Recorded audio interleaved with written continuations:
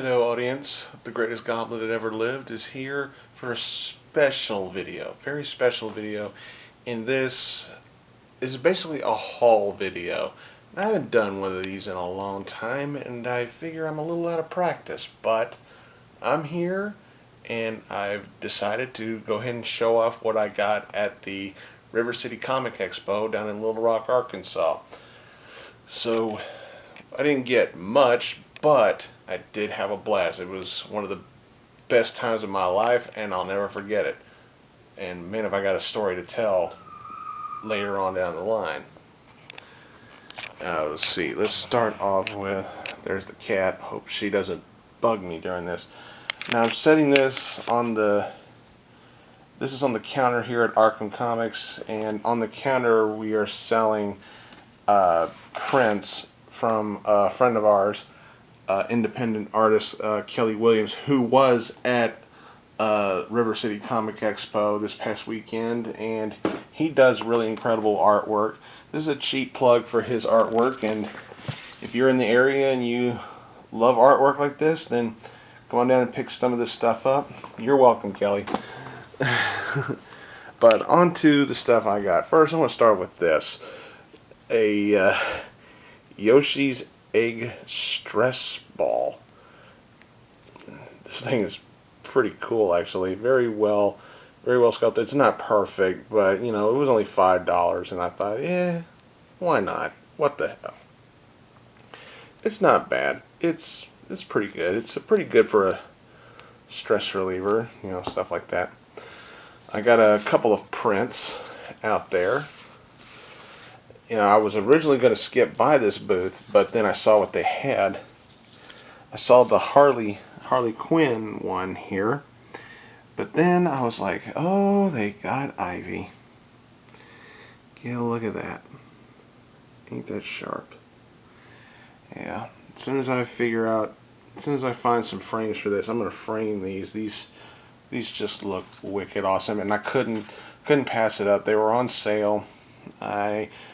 You know, it was like $10 for each one, but you get two for $15. I was like, okay, if I'm gonna get two, I need to get a Harley and Ivy. I need to. Love me some Poison Ivy, and of course, I always love Harley. Good stuff. These are really cool. Now let's talk about some comic books. I got a crap load, and I'm gonna take my time. It's gonna take a while for me to read through all these. Some of these I got just for the cover alone. You know, like Fantastic Four, 276, Coming of the Witch. I saw that cover. I was like, swipe. Most of these I got out of a 25-cent box. They were only going for like a quarter a piece. I was like, yeah, why not? So Fantastic Four 276, awesome cover. Don't know what's in it. And you got 293, the Blackout, you know, with She-Hulk getting stuck in there. This is during the She-Hulk run in the Fantastic Four. Then issue 355, where Thing supposedly gets his ass whipped by Crowbar from the Wrecking Crew. And some incomplete series, but I wanted to get these anyway. Issue 1 of a Hercules Prince of Power miniseries. Marvel did more than one of these, but this is one of the ones that I picked up. This is issue 1. Haven't read it yet, but I couldn't pass it up for a quarter. And of course, here's issue 2. Issue 2 of the limited series, and that's all I got for that. Then I got a back issue of New Titans number 54, part 5 of Who is Wonder Girl. I couldn't remember if I actually had this in my personal collection or not, but I figured it was only a quarter. What the hell? You know, if I already got it, then I already got it. But yeah. Then New Titans number 68, another addition to my collection. I just love that cover. Then New Titans 89, the last issue where they used this particular logo. Not bad. Then another incomplete series, but ironically, I had only issue 12 of this series. So I decided any parts of this story I can find, I'm going to pick them up. Issue 1 of Vision and the Scarlet Witch, followed by issue 2, number 3. Didn't get number 4, got number 5, number 7, number 8, and that's all I was able to find. I still need to get the rest of the parts. I already have part 12 in my personal collection. Then I got Marvel Tales featuring Spider-Man number 163, a reprint of a classic Amazing Spider-Man book. I don't remember which particular issue it was, but, you know, couldn't pass up Spider-Man. Then 164, which is a Crime Master reprint of a classic issue of Amazing Spider-Man. Speaking of Amazing Spider-Man, we have issue number 386. This is part 1 of Life Theft. The most cataclysmic events of Spider-Man's life begin in this issue. Awesome cover with the Vulture. Then you got Web of Spider-Man number 97, part 1 of My Enemy's Enemy, which would lead into the debut of the Spider Armor in number 100. Then I got Wolverine number 32. Just that cover alone was enough for me to get it. It was only a quarter, and I'm sorry about all the glares. It's kind of bright in here, but yeah, it's like Against the Blade of the Yakuza. I mean, just the cover alone gripped me enough to get it. Another awesome cover, Excalibur 48. Covers like this have been done to death, where all the members just pose side by side with each other. It's been done a million times, but I personally always love them when they do this, and when they do it with great artwork. This is really cool looking. Then this particular issue cost me a couple extra bucks. This cost me about $6. This is Batman 424. You all know what this is about, so why should I even bother explaining it? You can most of you die-hard Batman fans know by the cover alone what this is about. And the Adventures of Superman number 441. I was like, for a quarter, I'll give some love for Mixius Pitlick. Why not? It's John Byrne. Whatever. Not bad. Kind of like the checkerboard cover look there. X-Men number 1. One of the many covers to this. Good stuff. Good stuff. Of course, the back of it's classic X-Men figures and stuff. Then issue number 13 of Red Sonja, She-Devil with a Sword, from her Marvel days during the 25th anniversary of Marvel. Once again, a book just based on the cover alone got my attention. Plus, I'm a big Red Sonja fan. And Batman the Outsiders Annual number 1 from 1984. Awesome cover, simple yet instant classic looking. I always loved this series. I was glad to see this particular team come back during Convergence.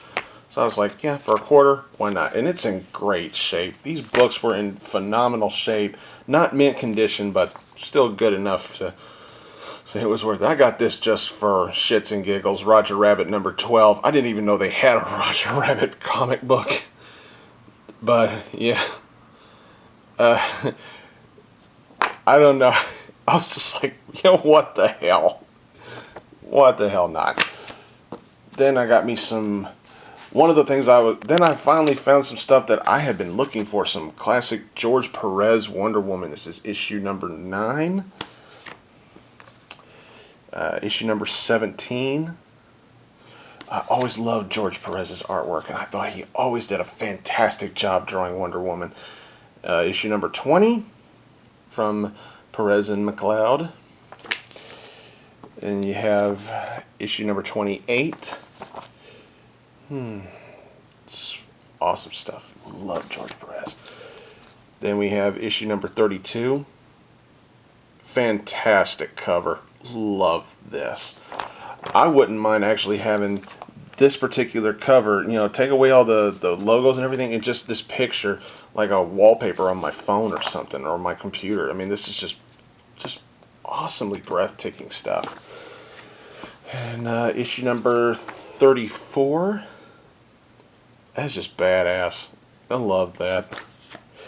And last but not least in my comic haul, issue number 61, War of the Gods Part 24, the To Avenge an Amazon book. I don't know how well the camera can see that, but just wow. Really good stuff. Love me some George Perez stuff. Alright, let's put the prints over here. Now, for the one thing I wanted to show off more than anything, my ambition, my top priority going to this River City Comic Expo was to meet a certain person in particular. She has become one of my heroes here as of lately, and that's Gail Simone. And if I can remember to put the picture in right now, you should be seeing that picture right now. It's a picture of me and Gail Simone. Now, I feel like I should tell a story here, exactly what happened here. I found Gail Simone's booth, and I got in line with a book, with an issue of Secret Six that I wanted her to autograph. And here was the thing. Pretty sure that was her husband that was with her, and when it was my turn to get an autograph, you know, she signed the book, and he was like, "Oh, I love that issue." And I said, "I love it too." When I reviewed it and said it was good, everybody universally agreed with me. And then he asked, "Hey, are you Blugoblin?" And I said, "Yes, I am." And he just almost gasped, and he's like, "Oh, man." And he grabbed my hand, he gave me a firm handshake, said, "It's an honor to meet you."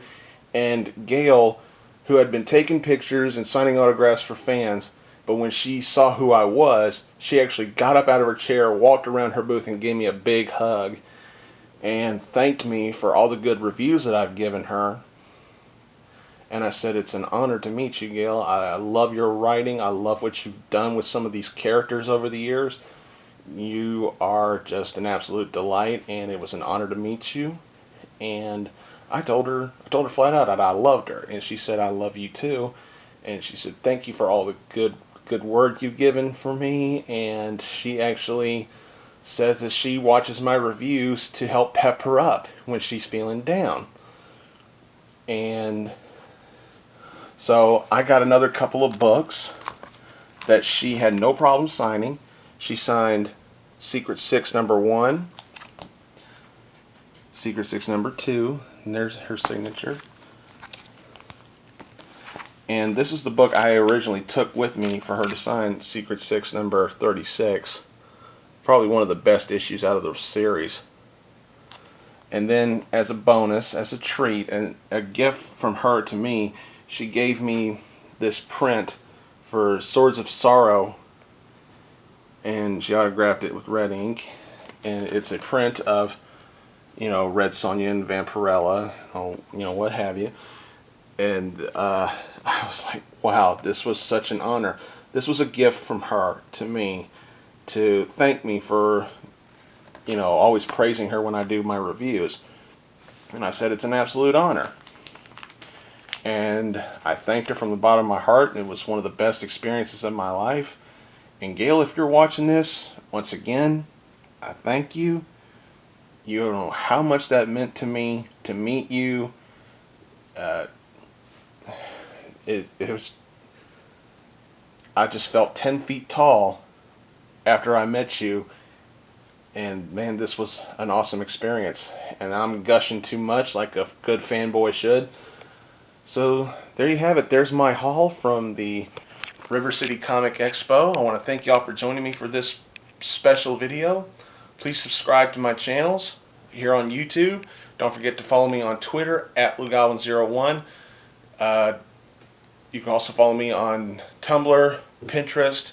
Look for me on Facebook. On my Facebook page, I have the photos that I took from the Comic Expo on my photos page. Thanks for watching, everybody. I am Groot. See you later.